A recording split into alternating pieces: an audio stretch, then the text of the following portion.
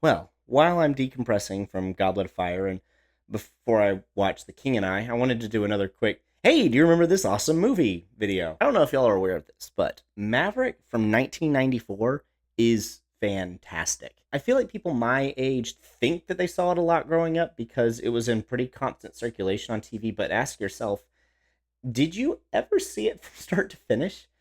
And if so, when was the last time that you actually watched it? Because it's kind of fantastic. I really don't know whether to call it a forgotten treasure or a must see because I know that most of you have probably seen parts of it, but I'd also be willing to bet that a lot of you never saw the whole thing. Forgotten must see, must treasure. No. Regardless, this movie is so good. It follows Maverick, a gambler in the Wild West, and his adventures trying to get to a poker game with a $500,000 pot in the 1880s, back when I'm pretty sure you could get a horse for 20 bucks. US inflation calculator only goes back to 1913, and even that says that it would be about $16 million.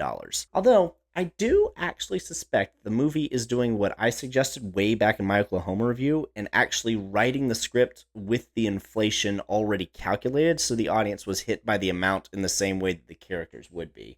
Not that there might actually be a $500,000 poker game inside of the Old West. But anyway, moving on. He's a few $1,000s short of the 25K buy-in, and he's traveling around to people that owe him money trying to get enough to enter the game, which is really why I think there's been an inflation adjustment factored in the dialogue, because all of these people just have like $2,000 on them in the Old West. I'm really stuck on this. It's based on a TV show from the 60s called Maverick, and I have no idea how good of a representation it is because I've never actually seen it. But I don't care.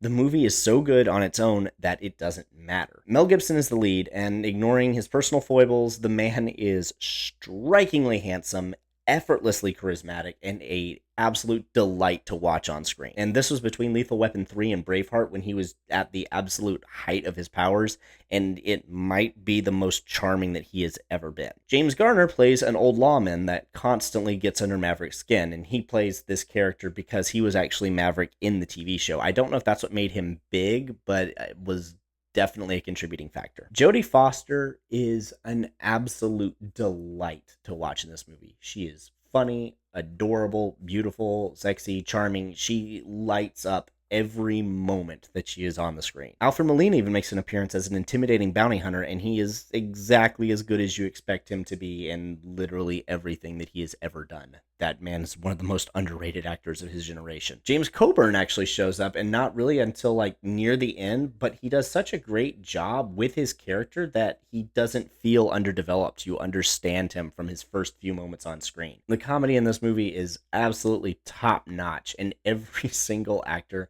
is having an absolute blast in it. There are a handful of action sequences, and this is directed by Richard Donner, so you know that they're done well, but that's really not the point of the movie. The script was written by William Goldman, who may be the best screenwriter that you've never heard of. What you really need to know just to label him an absolute legend is he is the man who wrote The Princess Bride, both the novel and the screenplay. All in all, what really makes this movie so charming and entertaining is the characters. Supposedly, Dickens once said that the key to writing a good book is to come up with good characters, then just put them together and see what happens.